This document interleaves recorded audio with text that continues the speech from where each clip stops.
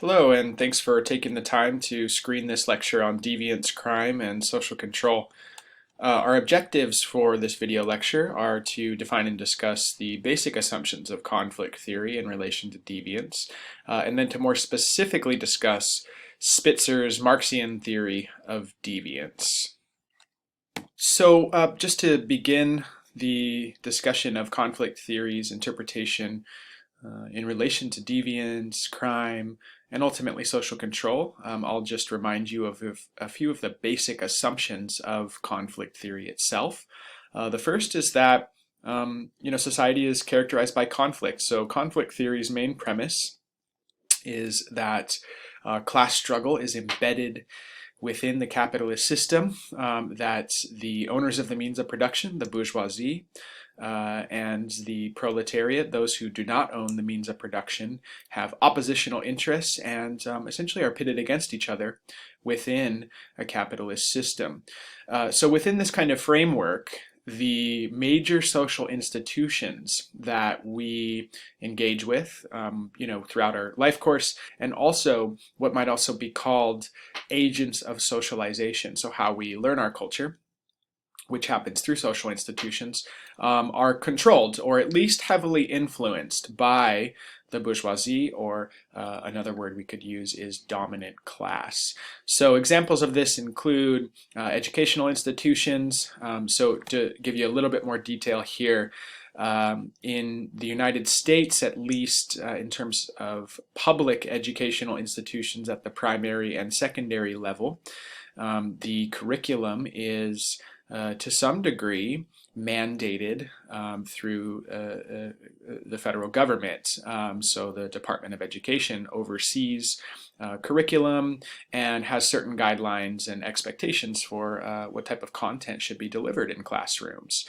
And of course, a lot of that has to do with kind of teaching to standardized test material, but also, we see certain emphases on aspects of history that might downplay, say, social inequality or racial inequality. We see a kind of myopic focus on major historical figures and their contributions, and not necessarily a strong focus on the structural or systemic conditions in various historical periods. So, what I'm saying here is that education is at least in part controlled by members of the dominant class, who, of course, exert control within the political system through campaign contributions, lobbying, and other influence mechanisms. And so, these social institutions, education, of course, is one example, but media, politics, religion, the criminal justice system, all of these are organized, at least to some degree, to support the interests of the dominant class or the bourgeoisie. So now within that framework, we need to think about social norms. Social norms, of course, refer to socially acceptable standards of behavior.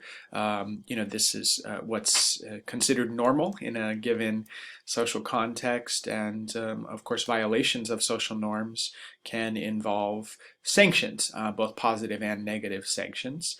But often we think of negative sanctions in association with deviance, which is, of course, a violation of a social norm.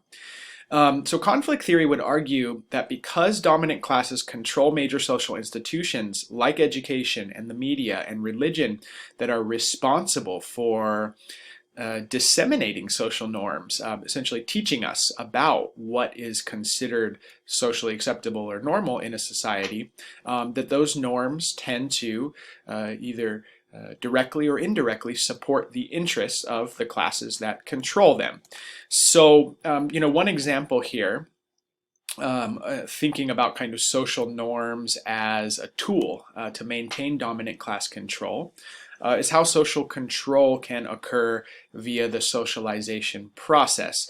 So in the US, most of us, if not in the family, in other social institutions, including the media and education and religion, among others, are getting messages that we should be patriotic, that we should love our country, maybe that the United States is even exceptional. So if we look at data on exceptionalism, this is data that's collected by the World Values Survey, primarily, but other organizations as well, we find that Americans believe to a greater extent than citizens of almost any other nation on earth that their country is exceptional, that it is somehow distinct, unique, and superior for lack of a better word, than other nation states. And of course, this is potentially an objective standpoint. So people are observing social conditions and saying, yeah, the United States is the best country in the world. But also this results from socialization. We are told, that it's the social norm to be patriotic, to love our country. So you hear narratives like love it or leave it, right, as a common trope. If you don't love this country, then, then get out, right? Go to another country. So that kind of reflects the deeply entrenched patriotic kind of value system that exists here in the US. And of course, this serves as a mechanism of social control. So if people love their country, even if they're suffering, even if they're poor, even if they face racial discrimination or gender discrimination, or other forms of marginalization or disenfranchisement, but they still love their country, those folks are going to be much less likely to challenge authority structures or authority figures, to try to reorganize social structures to produce a more egalitarian society, or at the very least try to counter the interests of the dominant class. So actually controlling the way people think and the values that people have is an incredibly powerful tool for maintaining social control.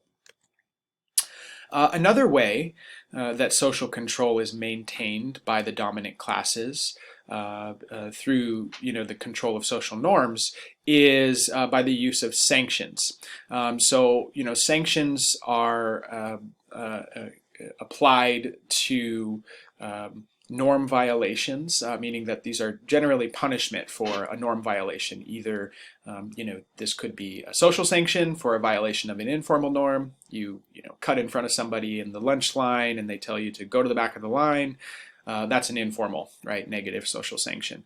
But formal sanctions involve legal mechanisms, and these are responses to perceived deviations from the norm or actual deviations from formal norms. So, breaking a law or some other type of codified kind of rule. So one example of that might be censorship and mass surveillance. And, of course, the United States is not unique in its administration of a broad-based surveillance program that's, it's on the surface used to identify threats to national security. So the initial justifications for establishing mass surveillance in the United States, essentially, kind of universal data collection, right? This is stuff that Edward Snowden exposed in his, leaks to organizations like WikiLeaks and others. He showed that the United States is collecting most data that we generate, the security services at least, and that they are, in some cases, kind of retroactively analyzing that data to achieve their own goals and their own ends.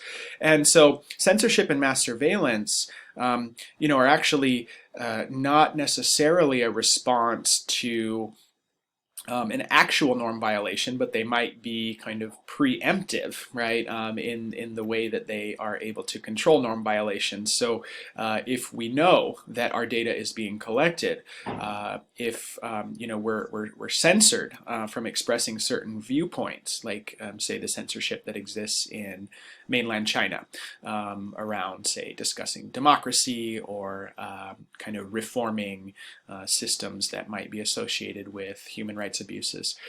Censorship of those discussions, of course, is a way of controlling, right? Kind of the discussion and ultimately of controlling potential opposition. Now, of course, mass surveillance has this kind of self-censorship effect. So if we know that our data is being collected, and that that data might be used to kind of build some sort of case against an individual or a group of individuals, then those individuals might be less likely to discuss ideas that are controversial or that potentially oppose the interests of the dominant class. So I want to talk a little bit more about social control via sanctions. Of course, this is a main mechanism for dominant classes to maintain social control. And one way that social control is maintained outside of, say, mass surveillance and censorship is through the creation of laws. Now, of course, censorship and mass surveillance also require legal mechanisms, legal justifications. But here are a few more examples of the ways that dominant groups are able to create laws and manipulate the legal system in order to assert control over what Spitzer calls problem populations, or folks that might kind of develop a class consciousness and challenge the supremacy of the dominant class. Of course, criminalizing homelessness, this is of course, present in some communities and not in others. So Seattle doesn't have anti-vagrancy laws. You can't be cited just for not having a home, but there are other ways, of course, that homelessness is criminalized. You might have kind of limited parking time frames, which would kind of stop people from using recreational vehicles as shelter on public streets. But in other communities, you see much more aggressive, right, anti-homelessness laws. So, in places like northern Nevada, you see some pretty aggressive anti-vagrancy laws, and this kind of attempts to expel homeless people or to criminalize them, put them into incarceration facilities as a way to kind of control that population. The lack of regulation on the financial sector that led to the 2008 financial crisis. Of course, that's not just the result of gross negligence on the part of regulators. That had to do with efforts leading up to the financial crisis to lobby Congress, lobby lawmakers, corporations and wealthy individuals, to lobby these political entities to remove some of the regulations and kind of streamline, profit making and business endeavors, which ultimately created a toxic situation for financial markets and the country as a whole, and resulted in severe recession. Anti-union legislation, right-to-work legislation, these types of laws that limit the ability for workers to collectively bargain and advocate for their rights and achieve wage gains collectively. These are, going to be really powerful tools of maintaining dominant group control, and also, do allow for dominant groups to consolidate more resources to generate more profit, essentially.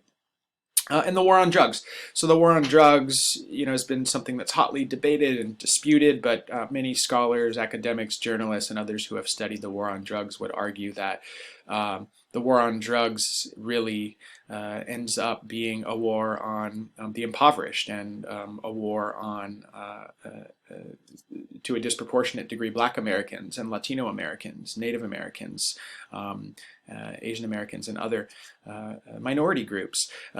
So the war on drugs really is, a kind of set of laws and legal mechanisms, including mandatory minimum sentencing guidelines, sentencing disparities between, say, powder and crack cocaine, and other punitive legal mechanisms that resulted in disproportionate incarceration rates for the poor, disproportionate incarceration rates for particularly Black Americans, but also other racial minority groups.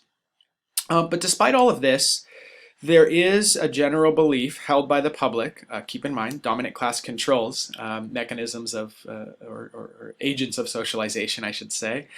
There is a perception that's widely held among the American populace that the scales of justice are blind, as you see here, that they serve all citizens equally. Now, I think many of us do realize there are flaws in that logic, but faith in the criminal justice system remains relatively high.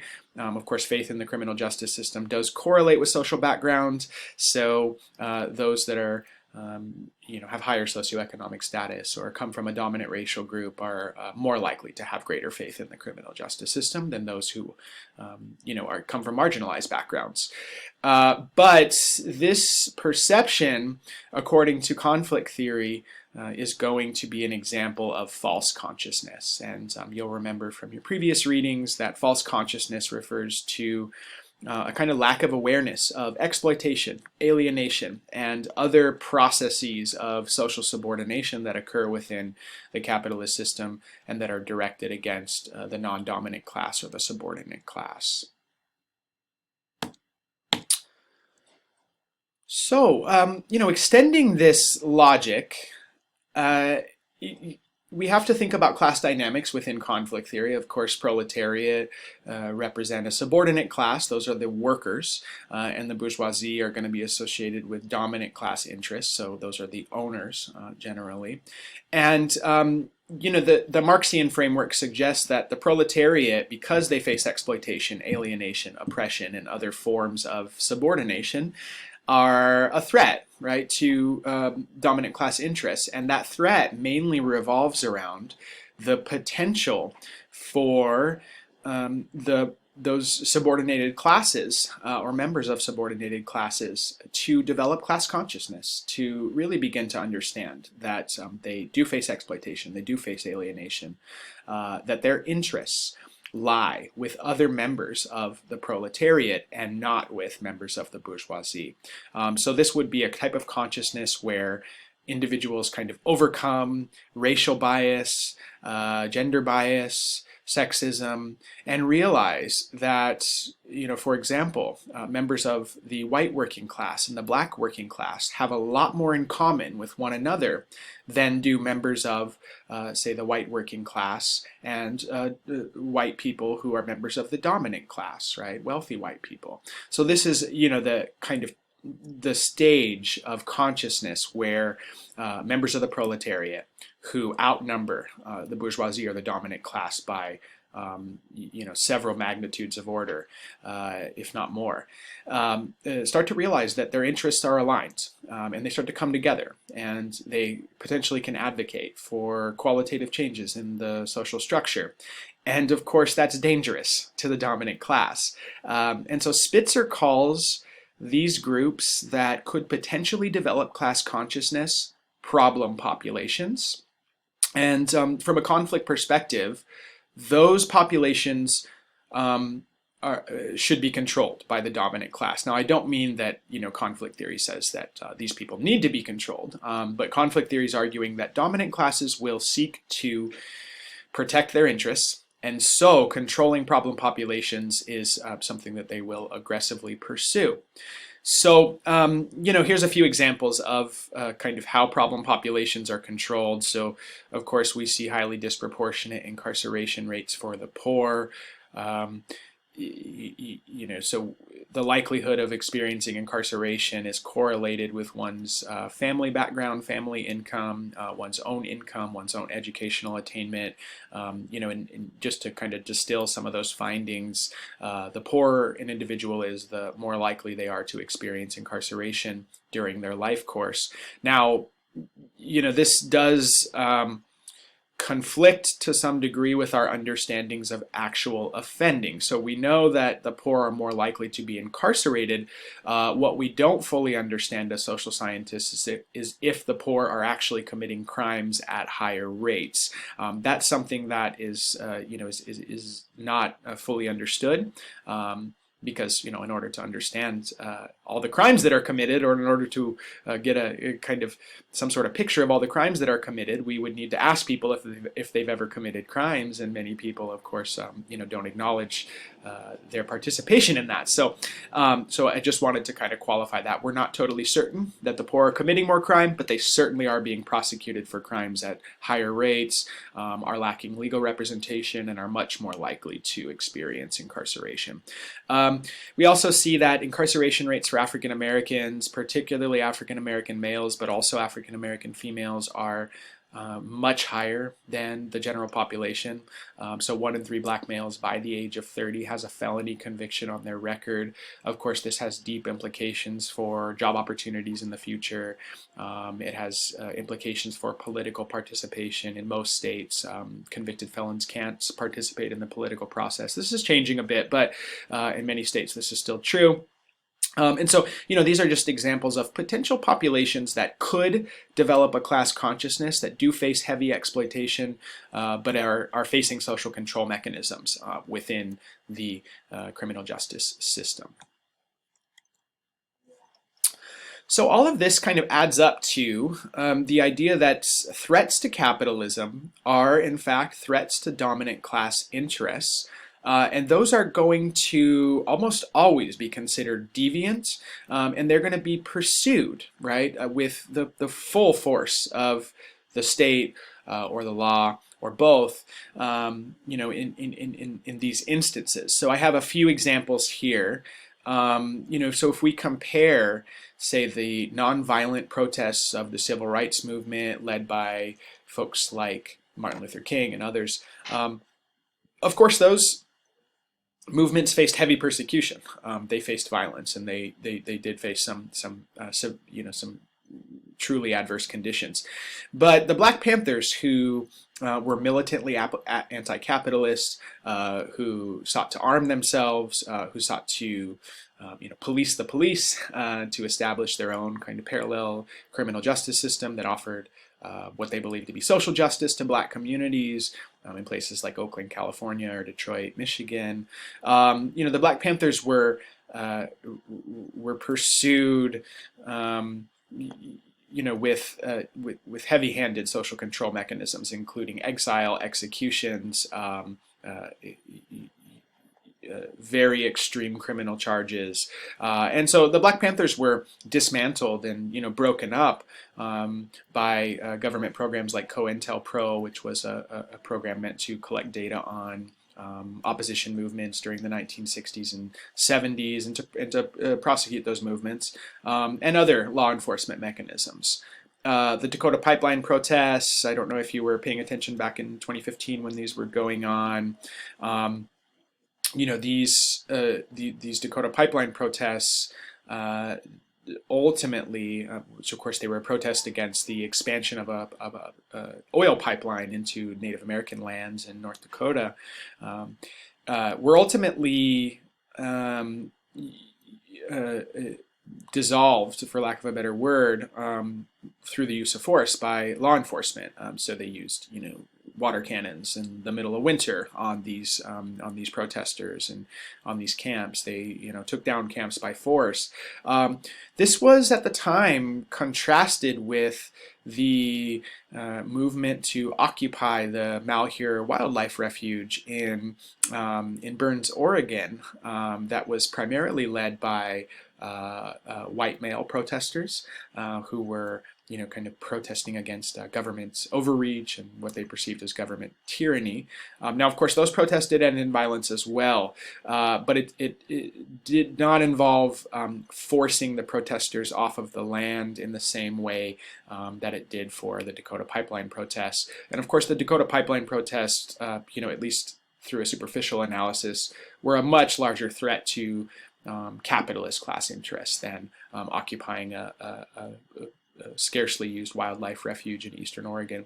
And the Weather Underground was a revolutionary organization in the 1960s and 70s that engaged in a violent campaign against the federal government and sought to qualitatively change the capitalist system. And they were, of course, pursued in ways that are similar to the Black Panthers. Aggressive social control mechanisms applied.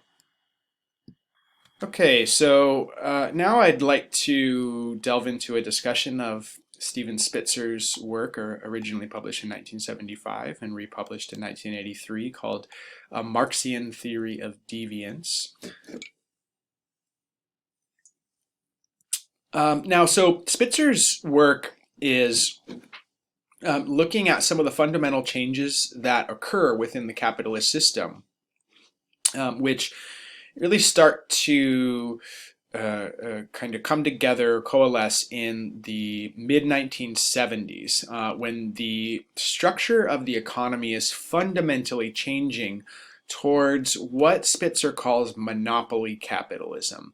Now, this was a period where you had increasing globalization, increasing automation, technological advancement, and these phenomena were displacing workers, at rapid rates. And so this is a period where unemployment is increasing, where wages begin to stagnate, where profits begin to increase dramatically, and productivity also begins to increase dramatically. So this period of monopoly capitalism is also associated with consolidation of ownership. So corporations become much more efficient, smaller players get pushed out of the market, and this is a period where corporations start to amass tremendous wealth, and of course they're investors, so wealthy individuals also benefit during this period. And so this change from what might be called industrial capitalism to monopoly capitalism creates some problems in population groups. And as I mentioned previously, Spitzer calls these problem populations. So the basic thrust here is that monopoly capitalism displaces workers because either they lose their jobs to outsourcing, or they are replaced by new technology, or at the very least their pay is reduced because of these kind of external pressures. So competition from global corporations or competition from foreign corporations, and also the threat of automation serves to really kind of diminish the kind of bargaining power of workers, and of course diminishes the real bargaining power of labor unions. So this change from industrial capitalism to monopoly capitalism involves an increase in the likelihood of so-called problem populations. And so, of course, these are problem populations according to capitalists. Now, I want to be careful here once again. I'm not arguing that displaced laborers are a problem. This is, of course, a problem. It's a social problem. The workers themselves are not a problem. But to capitalists, to members of the dominant class, these populations are problematic. Now, Spitzer identifies two main categories of within the problem populations. These include what he calls social junk. These are the unneeded laborers. These are the folks that were displaced by globalization, automation, new technology, and other fundamental changes in the labor market and the structure of the economy. And then we also have social dynamite. So social dynamite could also be social junk. So these could have been people who were displaced by those dual forces within the structure of the economy, but they also involve people who are highly critical of the system. So examples of social dynamite could include those who face heavy oppression, racial discrimination, sex discrimination, ability discrimination, those who are marginalized, so these could be undocumented immigrants, immigrants in general, people who are kind of on the fringes of society for whatever reason, and those who are generally critical of the system. So groups like the Black Panthers would have been considered social dynamite here. Other activist groups who are challenging the system and advocating for reform would be considered social dynamite. And so, I want to give you an example here of a kind of interpretation or an application of Spitzer's model. So I'm going to be using the example of attention deficit disorder and attention deficit hyperactive disorder, ADD or ADHD for short. And I want to just give you a few qualifiers before I begin the discussion. What I am not going to argue is that ADD and ADHD are not real and they don't have real consequences for people. They certainly do. I'm not disputing that, and I think that the treatments and medications that are available are vital to folks who have been diagnosed with these conditions or who suffer from these conditions. So with that being said, Spitzer would argue that that hyperactivity is a human condition that pre-exists, that exists before, ADD and ADHD diagnoses begin, and certainly before the pharmaceuticals that are developed to treat those conditions, go to market. So, just to kind of say that in other words, Spitzer would argue that there have always been hyperactive kids, hyperactive adults, but we have medicalized this condition, this social condition, as a way to kind of control norm deviations and to promote conformity. So, the idea here is that as we shift to monopoly capitalism, as the economy becomes more complex, as the skills that are required to access these new job opportunities become more technical and necessitate higher levels of critical thinking and concomitantly more education, there's a narrowing of skill sets. So prior to monopoly capitalism, in industrial capitalism, Spitzer would argue that there are more opportunities for hyperactive people to find fulfilling employment and to support themselves. Maybe it's doing manual labor, maybe it's working on an assembly line. There are outlets, right? Many of these involve kind of more physical jobs. And of course, we could critique Spitzer's assertion there. But we'll accept it for the purposes of this discussion. And so, as these skill sets narrow, and of course job opportunities narrow around those skill sets, and of course education, which is at least in part meant to be preparing people for the labor market, the skill sets narrow that are emphasized, that there's an increase in the social junk population. So this is a period where you might see students or workers who are hyperactive not being able to fit in, right? Not being able to concentrate for the time lengths that are necessary, not being able to kind of engage in critical thinking in the way that's expected, or to develop a technical skill set in order to, access new job opportunities. And so ADD and ADHD diagnoses proliferate.